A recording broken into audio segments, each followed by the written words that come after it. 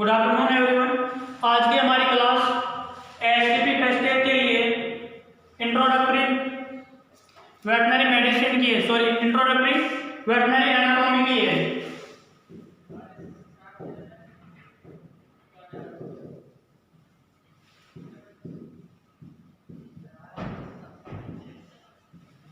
तो सबसे पहले आपको पता होना चाहिए कि एनाटॉमी किसे कहते हैं। एनाटॉमी शब्द है जो दो शब्दों से मिलकर बना हुआ है, एक तो है एना और दूसरा है आपके टॉमी। एनाटॉमी का अर्थ होता है कि किसी भी पशु या पक्षी को काटकर उसकी शारीरिक रचनाओं का अध्ययन करना एनाटॉमी कहलाता है। तो इसके डेफिनेशन में आप देख सकते हो, पशु चिकित्सा विज्ञान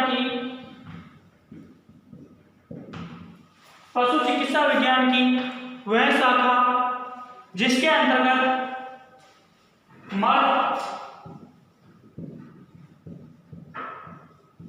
पशु पक्षियों को काटकर उनकी शारीरिक रचनाओं व ऊतकों का अध्ययन किया जाता है। यानी पशु चिकित्सा विज्ञान की वह शाखा जिसके अंतर्गत मर्द पशु पक्षियों को काटकर उनकी शारीरिक रचनाओं व ऊतकों का अध्ययन किया जाता है, उसे वेटनरी एनाटॉमी कहते हैं। नेक्स्ट होता है आपके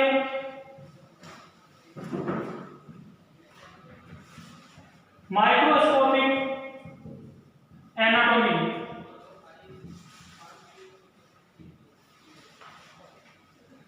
यानी पशु चिकित्सा विज्ञान की वह शाखा जिसके अंतर्गत मर्द पशु पक्षियों के पशु चिकित्सा विज्ञान की वह शाखा जिसके अंतर्गत मर्द पशु पक्षियों के शरीर को काटकर उनकी शारीरिक रचनाओं का अध्ययन सूक्ष्मदर्शी की सहायता से किया जाता है।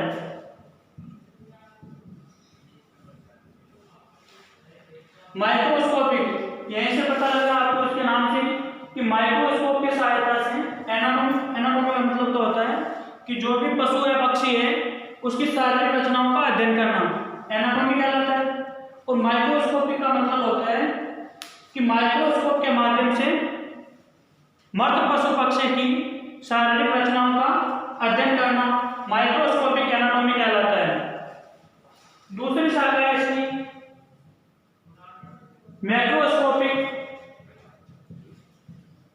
एनाटॉमी। मैक्रोस्कोपिक का मतलब होता है कि नग्न आंखों से किसी भी चीज की स्टडी करना।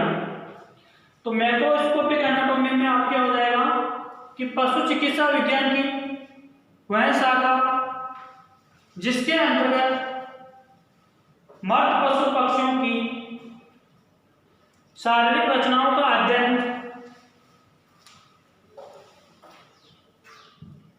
नग्न आंखों की सहायता से किया जाता है।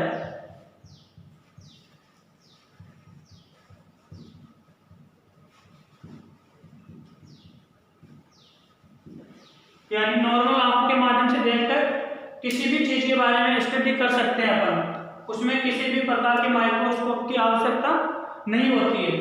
इसके एग्जाम्पल में आपके आ जाएगा अगले पैर की हड्डियां हैं, पिछले पैर की हड्डियां हैं, सिर है, वक्ष है, स्टर्नम है, कशेरुकदंड है। इन सब का अध्ययन नग्न आंखों की सहायता से किया जा सकता है, इसलिए इसको मैक्रोस्कोपिक एनाटॉमी कहते हैं। लेकिन माइक्रोस्कोपिक एनाटॉमी है उसमें अपन किसका अध्ययन करते हैं? सेल्स और टिश्यू का। तो सेल और टिश्यू यानी कोशिका और ऊतकों का अध्ययन करते हैं। तो ये इतनी सूक्ष्म होती है कि नग्न आंखों के माध्यम से नहीं दिखाई देती है या नग्न आंखों के माध्यम से इनको नहीं देखा जा सकता है। इसलिए इसका अध्ययन अपन एनाटॉमी की किस शाखा के अंतर्गत करते हैं? माइक्रोस्कोपिक एनाटॉमी के अंतर्गत। प्रत्येक जीव की सबसे छोटी इकाई पूछा आपको तो वो कोशिका है, और कोशिकाओं का एक समान कोशिकाओं का समूह मिलकर उत्तक बनाता है।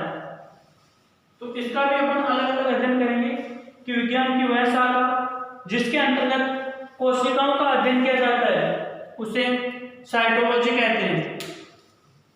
दूसरा शब्द है आपके टिश्यू यानी उत्तक। तो उत्तक विज्ञान किसे कहते हैं? कि पशु चिकित्सा विज्ञान की वह शाखा जिसके अंतर्गत एक समान कोशिकाओं के समूह का अध्ययन किया जाता है। और एक समान कोशिकाओं के समूह को क्या कहते हैं? उत्तक कहते हैं। इसके बाद में आता है आपके ऑस्टियोलॉजी।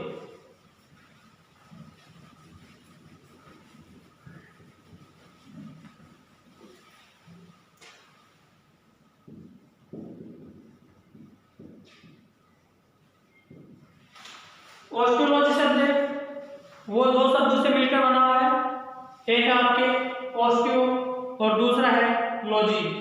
तो ऑस्टियो का मतलब होता है अस्थि और लॉजी का मतलब होता है साइंस। तो इसकी डेफिनेशन आप देख सकते हो कि पशु चिकित्सा विज्ञान की वह शाखा जिसके अंतर्गत अस्थियों का अध्ययन किया जाता है। एग्जाम में 2 नंबर की डेफिनेशन पूछी जाती है आपके कि निम्न में से किन्हीं 5 को परिभाषित कीजिए। तो उसमें आपके एक ऑस्टियोलॉजी की डेफिनेशन है वो भी पूछी जाती है कि ऑस्टियोलॉजी या अस्थि विज्ञान किसे कहते हैं? तो पशु शरीर रचना विज्ञान की वह शाखा जिसके अंतर्गत अस्थियों का अध्ययन किया जाता है।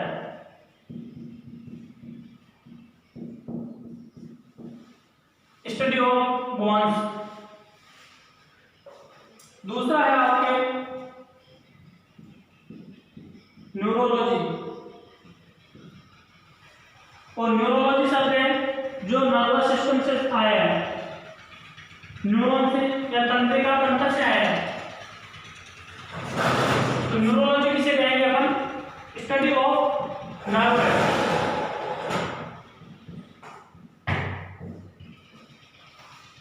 यानी पशु शरीर रचना विज्ञान की वह शाखा जिसके अंतर्गत तंत्रिका तंत्र तथा स्नायु तंतुओं का अध्ययन किया जाता है उसे न्यूरोलॉजी कहते हैं।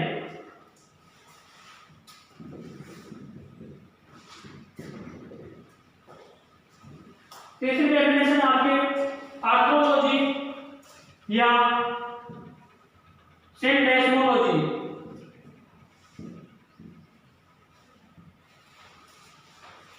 आर्थ्रोलॉजी या सिंडेस्मोलॉजी। सिंड का मतलब क्या होता है? लिंक या जुड़ना। तो जहां भी दो अस्थियां आपस में जुड़ती है वहां पे जो संरचना बनती है उस संरचना को अपन क्या बोलते हैं?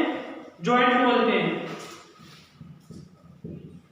जॉइंट या जोड़ कहते हैं। तो इसकी डेफिनेशन हो जाएगी आपके पशु शरीर रचना विज्ञान की वह शाखा जिसके अंतर्गत जोड़ों या संधियों का अध्ययन किया जाता है, यानी स्टडी ऑफ जॉइंट्स।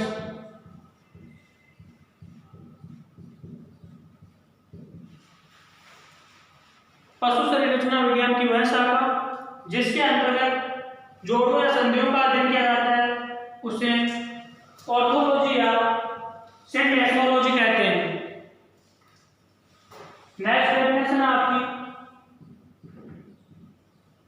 मायोलॉजी या सार्कोलॉजी।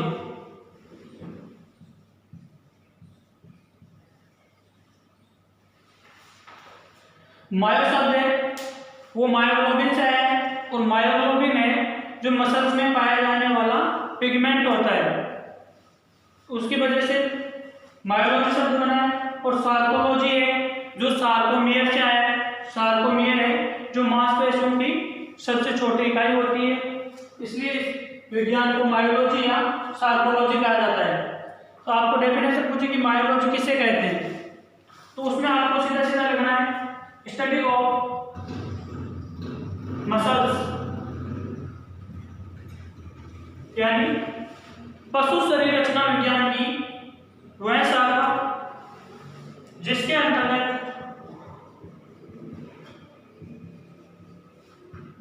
मांसपेशियों का अध्ययन किया जाता है। पशु शरीर रचना विज्ञान की वह शाखा जिसके अंतर्गत मांसपेशियों का अध्ययन किया जाता है उसे मायोलॉजी या सार्कोलॉजी कहते हैं। नेक्स्ट आपके स्प्लेंचोलॉजी।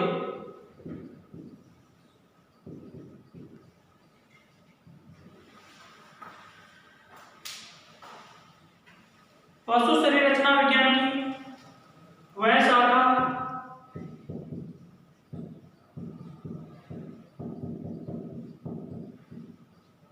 पशु शरीर रचना विज्ञान की वह शाखा जिसके अंतर्गत विभिन्न तंत्रों के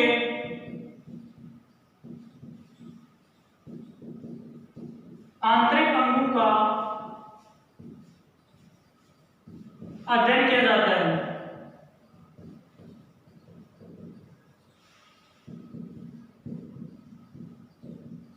एग्जाम्पल के तौर पर इसमें लिख सकते हो आप श्वसन तंत्र,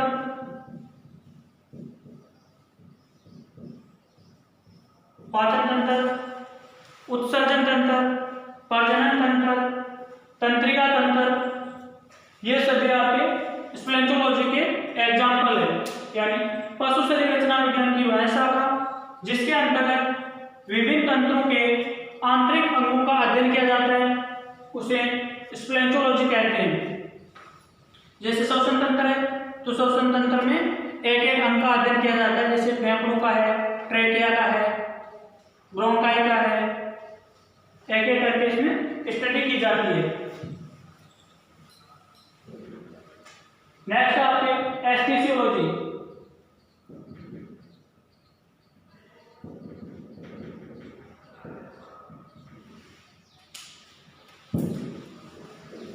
एस्थेसियोलॉजी ये सब आपके एनेस्थीसिया से आया है, और एनेस्थीसिया का मतलब होता है निश्चेतन अवस्था या बेहोश करने वाली औषधि। तो जब कोई भी अपन बेहोश करने वाली औषधि देते हैं तो उस औषधि का प्रभाव अपने कहाँ पड़ता है, संवेदनाओं पर पड़ता है, ज्ञानेंद्रियों पर पड़ता है, जो भी अपने संवेदनशील अंग होते हैं उन पे पड़ता है। तो एस्थेसियोलॉजी में हो जाएगा आपके पशु शरीर रचना विज्ञान की वह शाखा पशु शरीर रचना विज्ञान की वह शाखा जिसके अंतर्गत ज्ञानेंद्रियों के अंगों का अध्ययन किया जाता है उसे एस्थेसियोलॉजी कहते हैं। जैसे नाक, कान, आंख, ये इसके एग्जाम्पल हो जाएंगे। पशु शरीर रचना विज्ञान की वह शाखा जिसके अंतर्गत ज्ञानेंद्रियों के अंगों का अध्ययन किया जाता है उसे एस्थेसियोलॉजी कहते हैं। नाक है, कान है, इनमें अपने को गंध का, स्वाद का, जीभ है, तो इनमें अपने को गंध और स्वाद का ज्ञान कराने के लिए अलग अलग प्रकार की नर्व या तंत्रिकाएं पाई जाती है, जिनके माध्यम से अपन स्वाद को पहचान पाते हैं। किसी भी पदार्थ की जो गंध होती है उसको महसूस कर सकते हैं। वो सब किसके कारण होता है, संवेदनाओं के कारण होता है। और वो संवेदनाएं कहाँ से आती है, वो आती है आपके तंत्रिका तंत्र से आती है। नेक्स्ट आपके एंजियोलॉजी।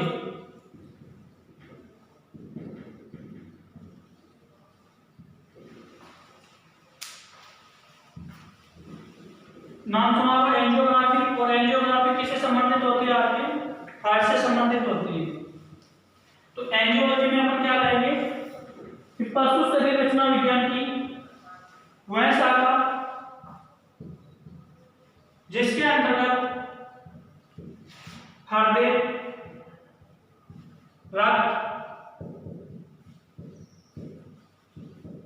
रक्त वाहिनी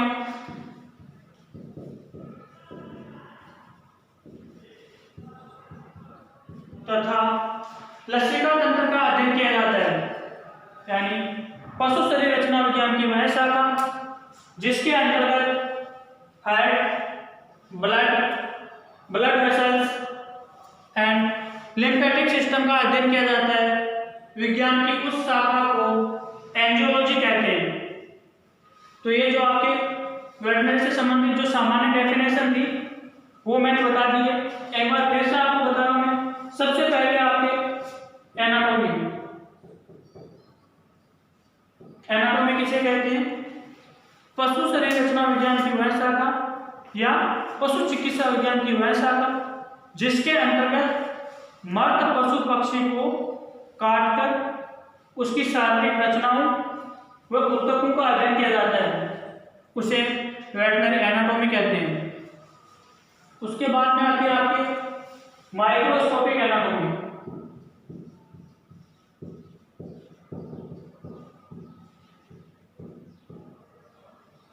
यानी पशु शरीर रचना विज्ञान की वह शाखा जिसके अंतर्गत मृत पशु पक्षियों को काटकर उनकी शारीरिक रचनाओं का अध्ययन माइक्रोस्कोप या सूक्ष्मदर्शी की सहायता से किया जाता है, तो उसको अपन माइक्रोस्कोपिक एनाटॉमी कहते हैं।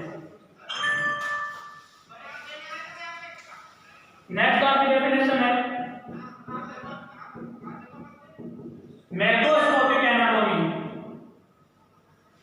यानी पशु शरीर रचना विज्ञान की वह शाखा जिसके अंतर्गत मृत पशु पक्षियों के शरीर को काटकर उनकी शारीरिक रचनाओं का अध्ययन नग्न आंखों की सहायता से किया जा सकता है। जैसे अपने हाथ है, पैर है, इनकी हड्डियां हैं, सिर है, वक्ष है, स्टर्नम है, रिब्स है, इन सब का अध्ययन है अपन जो नग्न आंखों के सहायता से कर सकते हैं, और इन सबको अपन मैक्रोस्कोपिक एनाटॉमी में रखते हैं। नेक्स्ट आपके स्प्लेंचोलॉजी। स्प्लेंचोलॉजी में शरीर के अंदर में जितने भी सिस्टम पाए जाते हैं, तंत्र पाए जाते हैं, उन सभी तंत्रों के आंतरिक अंगों का अध्ययन किया जाता है एक एक करके। नेक्स्ट है एस्थिसियोलॉजी। इसके अंतर्गत ज्ञानेंद्रियों के अंगों का अध्ययन किया जाता है। नेक्स्ट आपके एंजियोलॉजी। एंजियोलॉजी में हार्ट, ब्लड वेसल्स एंड लिम्फ्स का अध्ययन किया जाता है। नेक्स्ट आपकी न्यूरोलॉजी। स्टडी ऑफ नर्व यानी तंत्रिका तंत्र से संबंधित अध्ययन किया जाता है। नेक्स्ट है मायोलॉजी या सार्कोलॉजी यानी स्टडी ऑफ मसल्स या मांसपेशियों का अध्ययन। और लास्ट है आपके ऑर्थोलॉजी या सिंडेस्मोलॉजी, स्टडी ऑफ जॉइंट्स या संधियों के अध्ययन को ऑर्थोलॉजी या सिंडेस्मोलॉजी कहते हैं। ये जो आपकी सामान्य डेफिनेशन थी वो कंप्लीट हो गई है। नेक्स्ट क्लास में आपको एनाटॉमी से संबंधित जो सामान्य टर्मिनोलॉजी है वो बताई जाएगी। Thank you.